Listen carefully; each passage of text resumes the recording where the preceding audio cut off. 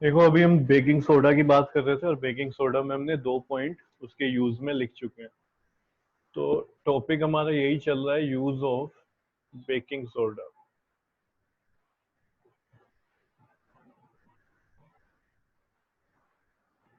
ठीक है। अब बेकिंग सोडा में 2 पॉइंट हमारे हो चुके हैं। अब जो अभी हम लिख रहे हैं, ये तुमने देखा होगा, पहले समझ लेते हैं। ये फायर एक्सटिंग्विशर है। तुमने मॉल में, स्कूल में, ठीक है, मल्टीप्लेक्स में, काफी जगह, हॉस्पिटल में, ये रेड कलर का तुमने लगा हुआ देखा होता है, प्लेस होता है। तो ये जो फायर एक्सटिंग्विशर है, इसमें भी क्या होता है, बेकिंग सोडा का यूज किया जाता है। ठीक है। इसमें क्या होता है, बेकिंग सोडा। अभी हमने रिएक्शन देखी, अगर बेकिंग सोडा में क्या ऐड हो जाए, एसिड, HN, तो वहां पे क्या इवॉल्व होता है, क्या बनता है, कार्बन डाइऑक्साइड गैस। ये बात बताओ, क्लियर है इतना? Yes sir. ठीक है। यस अभी इससे सर। पहले जो हमने रिएक्शन देखी थी, उसमें क्या देखा था भाई, बेकिंग सोडा NaHCO3, अगर इसको क्या मिल जाए, HN मिल जाए। ठीक है। तो यहाँ पे क्या मिलेगा, Na पॉजिटिव आयन। इसका अब हमें जरूरत नहीं है, हम तो बात कर रहे हैं CO2 के यूज की और वाटर के, H2O की। ठीक है। ये रिएक्शन हमने इससे पहले देखी थी। तो यही सेम रिएक्शन हो रही होती है हमारे फायर एक्सटिंग्विशर में। ऐसे फायर एक्सटिंग्विशर को बोलते हैं सोडा एसिड फायर एक्सटिंग्विशर। ठीक है। क्योंकि बेकिंग सोडा यूज हो रहा है, दूसरा यहाँ पे HN चाहिए, जो कि हमें कहाँ से मिलेगा, एसिड से। तो यहाँ पे थर्ड पॉइंट लिखो और उसमें लिखो, it is also use, it is मतलब बेकिंग सोडा, या पूरा लिख लो, baking soda is also use, baking soda is also use in fire extinguisher.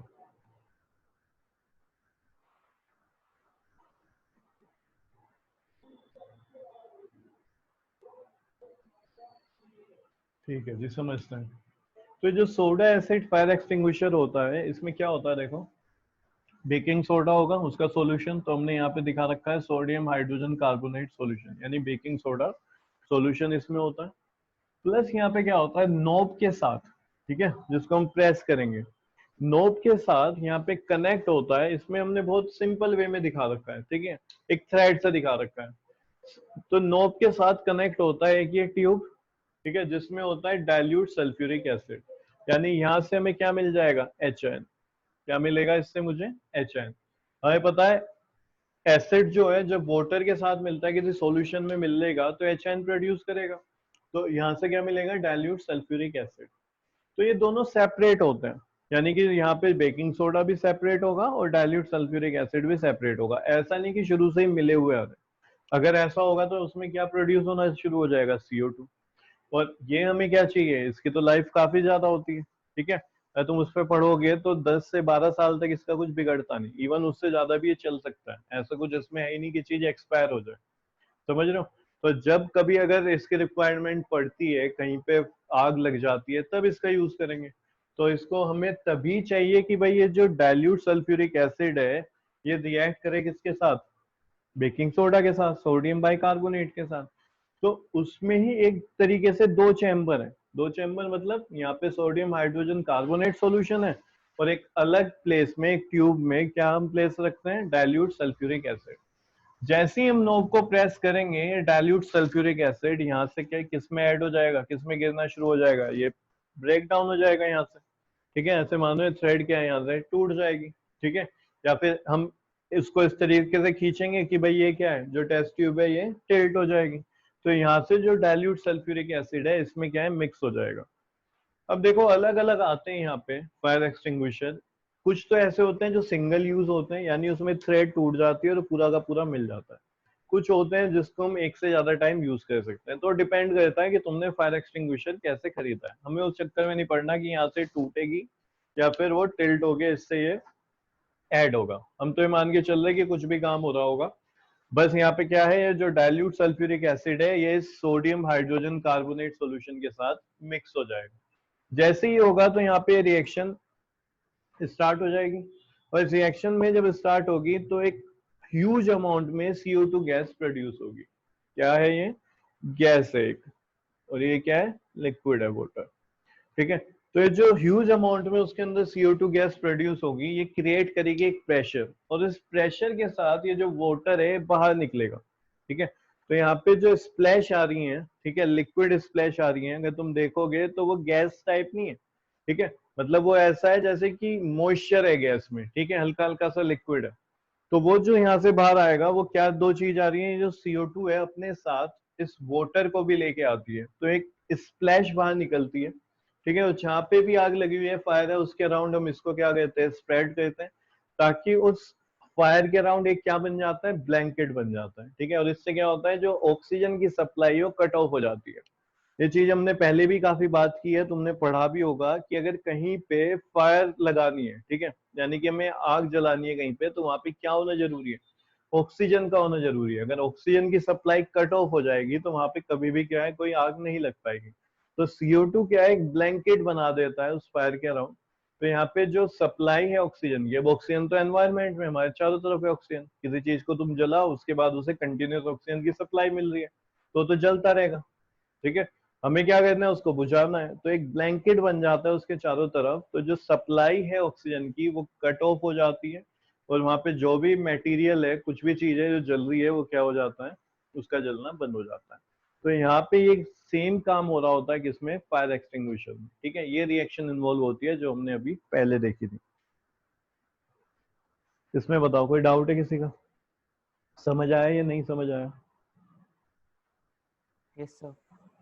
ठीक है, तो इसमें हमने थर्ड पॉइंट इसका जो यूज है उसमें लिखा है, baking soda is also use in fire extinguisher.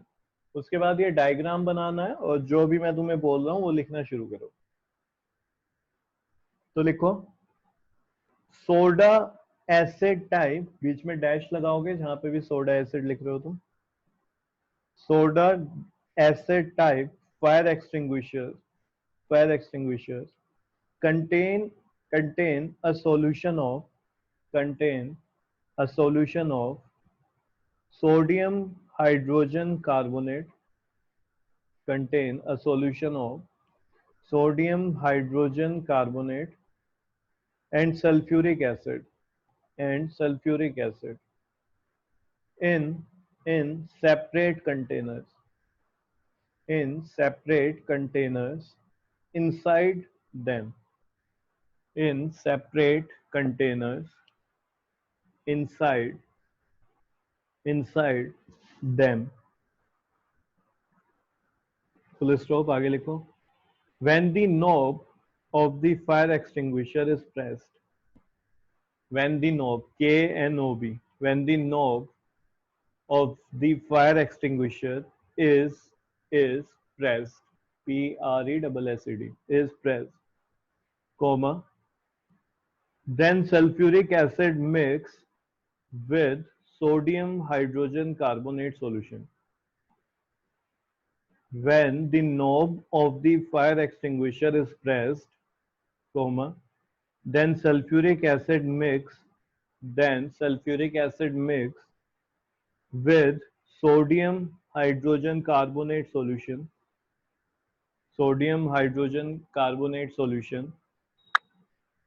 to produce a lot of carbon dioxide gas,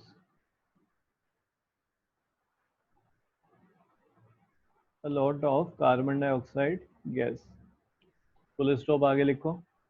The pressure of this carbon dioxide gas, the pressure of this carbon dioxide gas forces, F-O-R-C-S, forces a stream of liquid, a stream of liquid to fall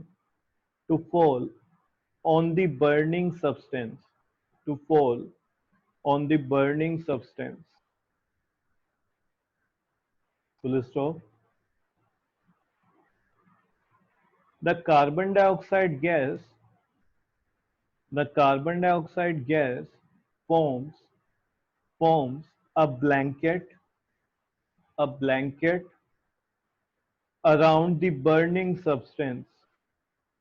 The carbon dioxide gas forms a blanket around the burning substance and cuts off, O-double-F, and cuts off the supply of air and cuts off the supply of air to the burning substance, to the burning substance. Full stop. Since the supply of since the supply air of air is cut off,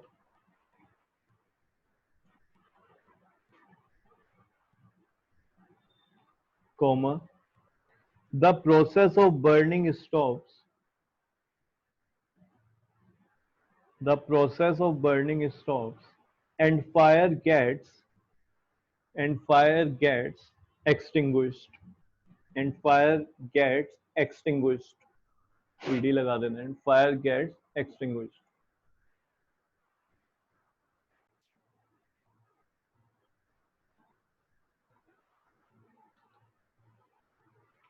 अब last जो हमारा यहाँ पे salt है, ठीक है, वो है वॉशिंग सोडा. वॉशिंग सोडा, ठीक है. और जो वॉशिंग सोडा है ये तुम्हें तभी हो कर पाओगे जब तुम्हें पूरा बेकिंग सोडा आता हो. ठीक है, बेकिंग सोडा का प्रोडक्शन कैसे हुआ था वो तुम्हें याद होना चाहिए. तो वॉशिंग सोडा कैसे पहुंचोगे तुम, जब तुम्हें क्या पता होगा बेकिंग सोडा के बारे में. ठीक है, तो एक बार देखते हैं कि भाई बेकिंग सोडा क्या था. तो बेकिंग सोडा है सोडियम हाइड्रोजन कार्बोनेट, ये हमारा बेकिंग सोडा है. ठीक है, ऐसा क्यों बोल रहा हूँ मैं, इससे ही बनेगा. तो देखते हैं अभी यहाँ पे रिएक्शन देखो. बेकिंग सोडा बनाना है, वॉशिंग सोडा आएगा, इसको अपने दिमाग से निकाल दो कि वॉशिंग सोडा के लिए हमें कुछ करना है. वॉशिंग सोडा आ रहा है तब भी किस पे जाओगे, बेकिंग सोडा पे. तो हमने देखा था बेकिंग सोडा का प्रोडक्शन कैसे होता है, NaCl, ठीक है, ब्राइन यानी concentrated aqueous solution of sodium chloride. कि अगर मैं रिएक्शन करा दूं अमोनिया, ठीक है, ये क्या हो गया जी, ammonia plus CO2 gas plus water. तो यहाँ पे जो मुझे मिलेगा वो क्या मिलेगा, सोडियम हाइड्रोजन कार्बोनेट या फिर सोडियम बाइकार्बोनेट या फिर मैं बोलूं baking soda plus ammonium chloride NH4Cl. सही हो गया. अब क्या करें, देखो इसमें दोबारा इससे रिएक्शन कराते हैं, हीट कर देते हैं इसको. बेकिंग सोडा को क्या कर देते हैं, हीट. तो ये रिएक्शन भी अभी हमने करी थी. क्या बनता है जल्दी से बताओ. Soda ash. क्या बनेगा, सोडा ऐश. जल्दी बताओ, किया था या नहीं किया था अभी. और प्लस इसके साथ क्या मिलेगा, कार्बन डाइऑक्साइड प्लस वाटर. तो ये बन गया Na2CO3 plus CO2 plus H2. ये प्रॉपर्टीज में मैंने थर्ड जो पॉइंट लिखवाया था वहां पे लिखवाई थी इस रिएक्शन को. एक बार चेक करो ये रिएक्शन है कि नहीं है. तो ये बन गया हमारा सोडियम कार्बोनेट या फिर सोडा ऐश.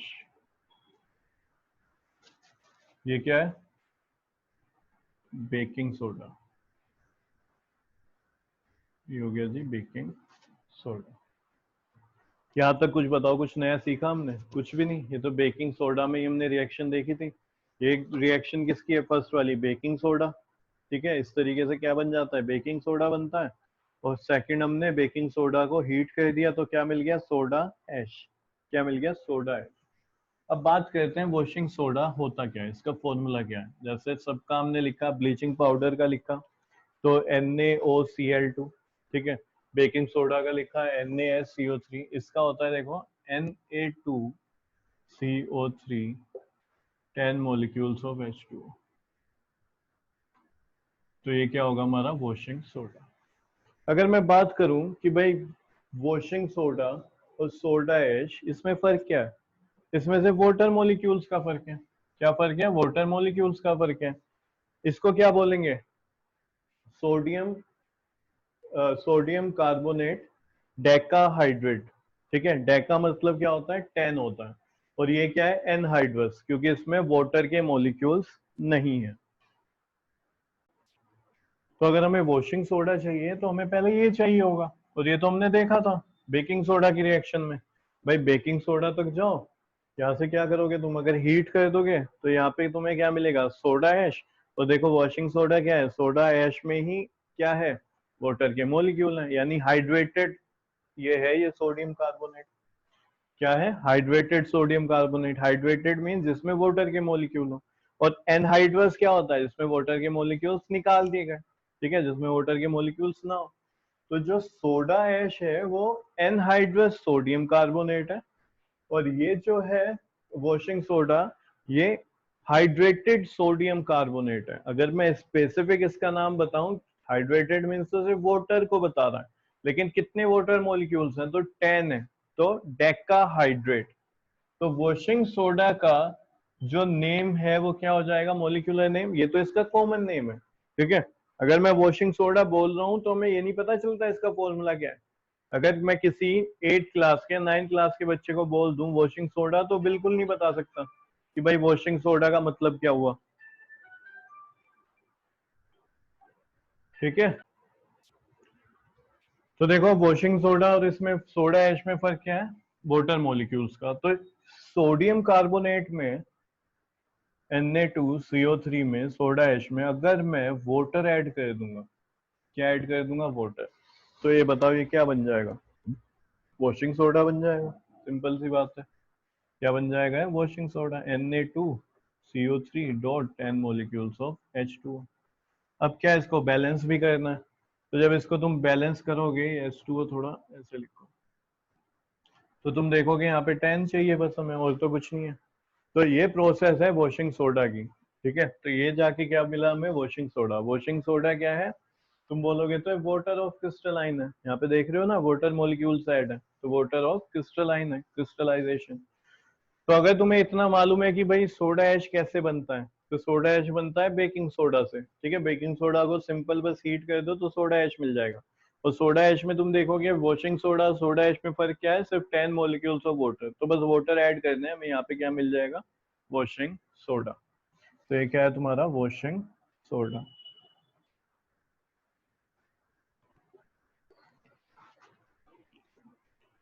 अब लिखना शुरू करो इसमें, वॉशिंग सोडा में,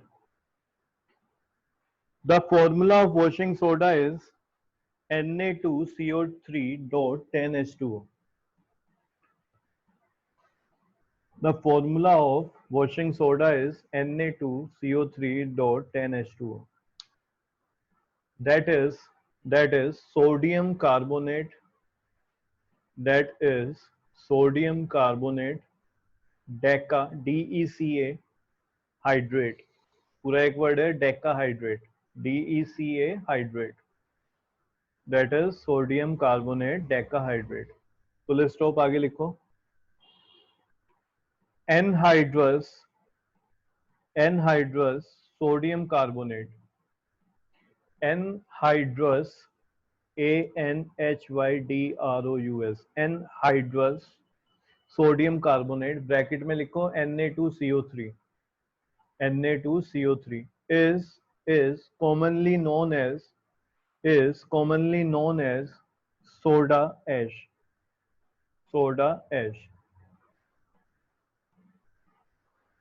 हेडिंग डालो, प्रोडक्शन ऑफ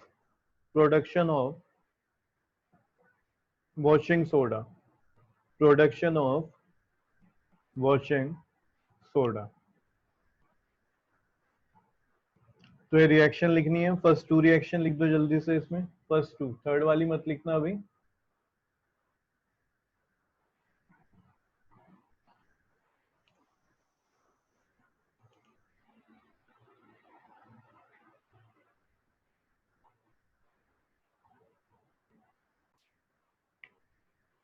अब इसके बाद लिखो, इन दो रिएक्शंस के बाद एक लाइन छोड़ना, गैप छोड़ना एक लाइन का, और लिखो द सोडियम कार्बोनेट ऑब्टेन्ड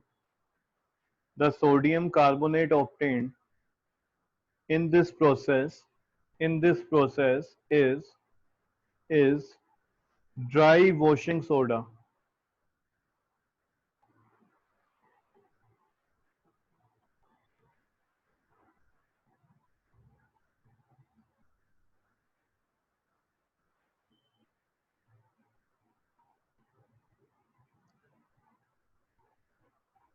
अगली लाइन से लिखो, washing soda can be obtained by rehydration.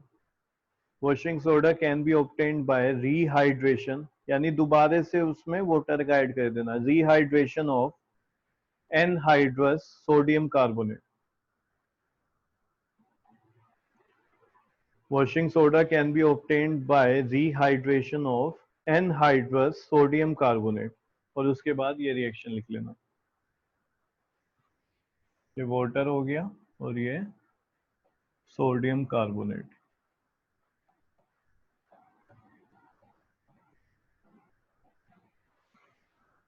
तो इसका प्रोडक्शन हो गया। एक स्टार पॉइंट बनाओ, स्टार पॉइंट, ठीक है, वन लाइन का गैप रखो, star point. Sodium carbonate is a crystalline solid. Sodium carbonate is a crystalline solid and it is soluble in water, and it is soluble in water, comma, when most of the carbonates are insoluble in water, when most of the carbonates are insoluble in water। Heading लिखो, uses of washing soda, uses of washing soda।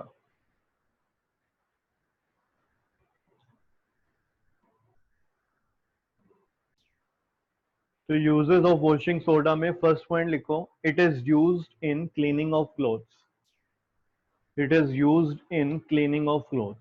देखो washing soda साफ पता चल रहा है, washing के काम आएगा। It is used in cleaning of clothes. Second point, in making of detergent, cake और powder. In making of detergent, cake and powder.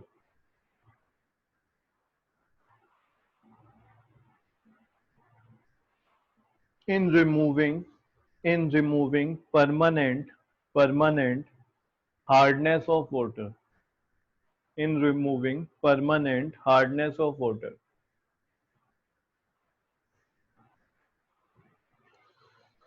Fourth point लिखो, it is used in glass and paper industries.